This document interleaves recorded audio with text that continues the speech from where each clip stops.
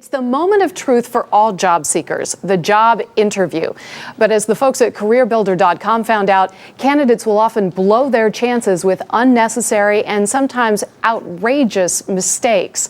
CareerBuilder's Vice President of Human Resources, Rosemary Hefner, is here to tell us what not to do on that big job interview. Rosemary, good morning. Some of these things are just mind-boggling. What's the biggest mistake that managers talk about seeing in a job interview? Yeah, absolutely, without a doubt, the biggest is dressing inappropriately. So 57% of the hiring managers we interviewed recently said, "You're not going to believe this. People showing up in a business suit. I was impressed. I looked down and I see flip-flops, all the way to pajama bottoms. My personal favorite, pajama bottoms. You know, what should they do? I would say always err on the conservative side, and that may be a business suit. But ultimately, the environment you're interviewing with, what is their dress code, what's normal for them, make sure you check that out before you show up. You just want to make sure you're showing the hiring manager, you know, you take the job seriously, and how you're dressing is going to show that. And the second big mistake is asking personal questions. What kinds of things do people ask in an interview, and what's appropriate? If you're going to be asking questions, make sure you keep those on point. Talk about the company, you know, you're asking about the position.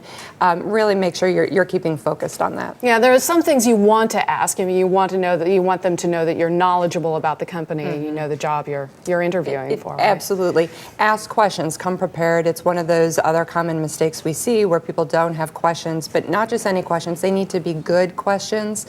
Where's the job going to be taking me in 5 years? What are your competitors up to? Look intelligent about the opportunity. And what about if you have something on your resume or in your job history that maybe isn't so positive?